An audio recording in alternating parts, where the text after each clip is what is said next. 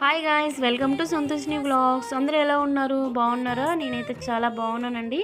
ఈరోజు అయితే నా మ్యారేజ్ డే కానీ నేనైతే అనకాపల్లి నూకాలమ్మ తల్లి గుడికి అయితే వచ్చాను.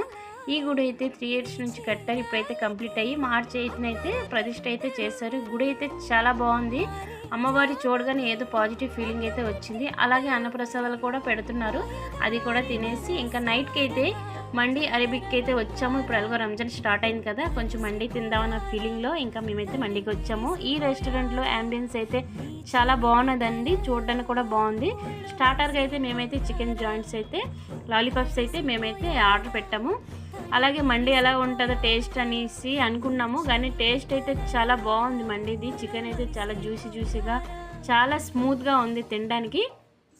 అలాగే చాలా రోజుల నుంచి నేనైతే వీడియోస్ అయితే పెట్టలేదండి, కొంచెం హెల్త్ బాగాలేదని పెట్టలేదు. అయితే ఇప్పుడైతే మళ్ళీ స్టార్ట్ చేశాను.